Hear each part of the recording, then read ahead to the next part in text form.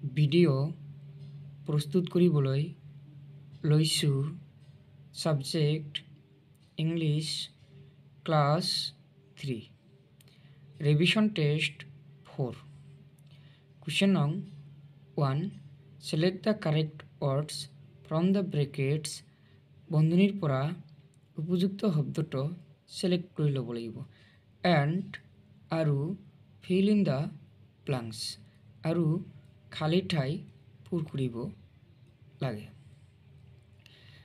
মৰমৰ ছাত্ৰ ছাত্ৰীসকল, খালী ঠাইবিলাক মই যেনিবা ইয়াতে পূৰ কৰি ৰাখিছোঁ, তথাপিও কেনেকৈ হ'ল সেইটো মই কৈ যাম। যেতিয়া তোমালোকে দেখা পাবা শেষৰ পিনে কি বুলি কৈছে, অৰ্থাৎ অৰ্থটো এতিয়া কি ক'ব তেতিয়া হোৱাট ব্যৱহাৰ কৰিবা, যেতিয়া ক'ত ক'ব তেতিয়া হয়ৰ ব্যৱহাৰ কৰিবা, যেতিয়া কেতিয়া ক'ব তেতিয়া হয়ন ব্যৱহাৰ কৰিবা, যেতিয়া কোন বুলি ক'ব তেতিয়া হু ব্যৱহাৰ কৰিবা, যেতিয়া কিমান কেনেকৈ কেনেকুৱা বুলি ক'ব তেতিয়া হাউ ব্যৱহাৰ কৰিবা, যেতিয়া কিয় মিনিং ক'ব তেতিয়া হোৱাই ব্যৱহাৰ কৰিবা। এতিয়া মই চেণ্টেঞ্চকেইটা কৈ যাম।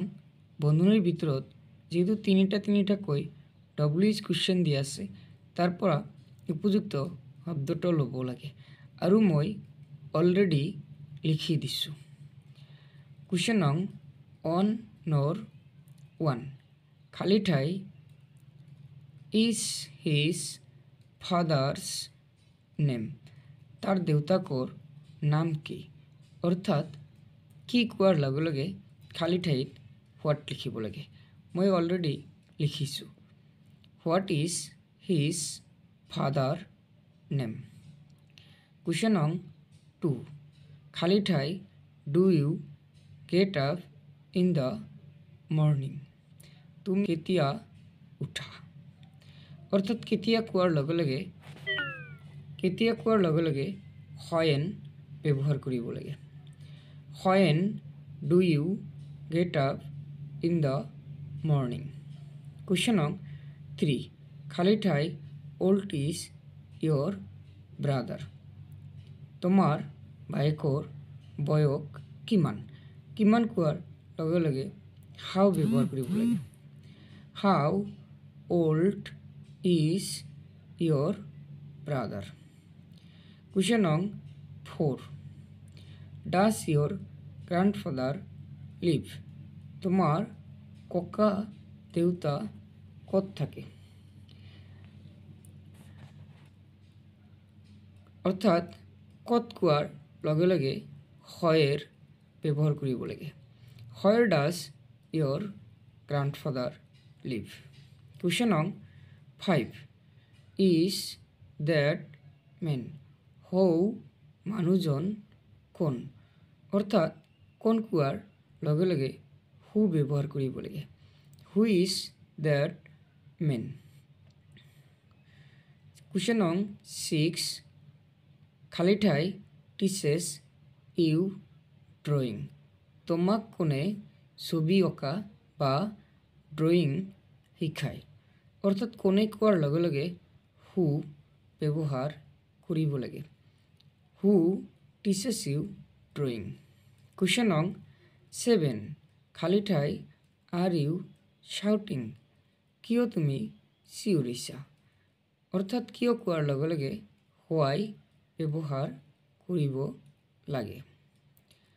হোৱাই আৰ ইউ শ্বাউটিং। কুৱেশ্যন নং 2 fill in the blanks using may, may not or can, cannot অৰ্থাৎ খালী ঠাই পূৰ কৰিব দিছে, তাত মে ব্যৱহাৰ কৰিব লাগিব, মে নট ব্যৱহাৰ কৰিব লাগিব, নাইবা কেন ব্যৱহাৰ কৰিব লাগিব, অথবা কেন নট ব্যৱহাৰ কৰিব লাগিব।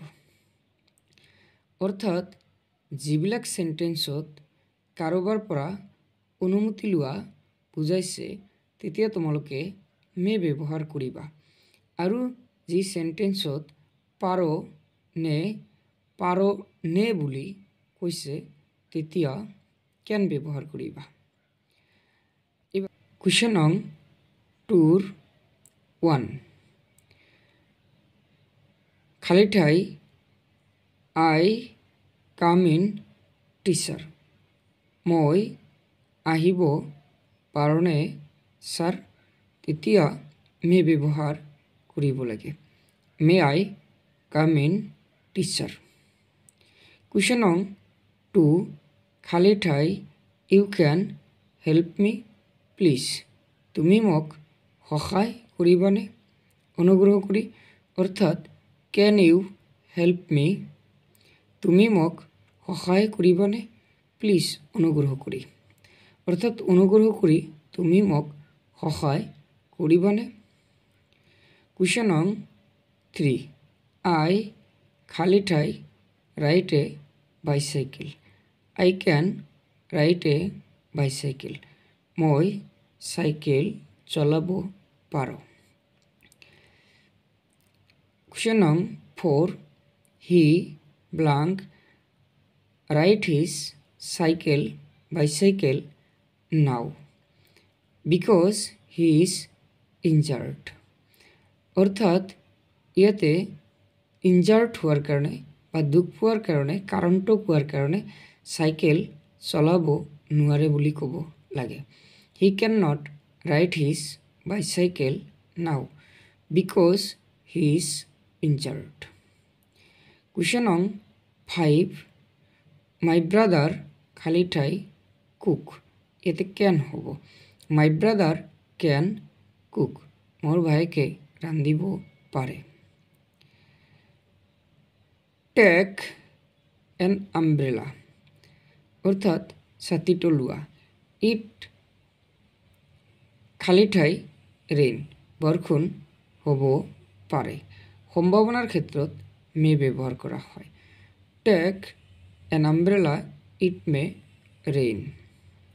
কুৱেশ্যন নং 7 খালি ঠাই আই ব্ৰ ইয়ৰ বুক মই তোমাৰ কিতাপটো ধাৰ ল'ব পাৰোঁনে ইয়াতে মে হ'ব may I bro your book. Question নং 8 আই ব্লাংক স্পিক ইংলিছ অৰ্থাৎ ইয়াতে কেন হ'ব আই কেন স্পিক ইংলিছ মই ইংৰাজী ক'ব পাৰোঁ। কুৱেশ্যন নং 9 এ ডগ খালি ঠাই ফ্লাই এটা কুকুৰে উৰিব নোৱাৰে ইয়াতে কেন নট হ'ব a dog can not fly. Question নং 10 এ চিতা খালি ঠাই ৰান ভেৰি ফাষ্ট ইয়াতে কেন হ'ব এ চিতা কেন ৰান ভেৰি ফাষ্ট এটা চিতাবাঘ জোৰে জোৰে দৌৰিব পাৰে। মৰমৰ ছাত্ৰ ছাত্ৰীসকল যদি মোৰ ভিডিঅ'টো তোমালোকৰ ভাল লাগিছে তেনেহ'লে এটা ছাবস্ক্ৰাইব কৰি দিবা। Thank U.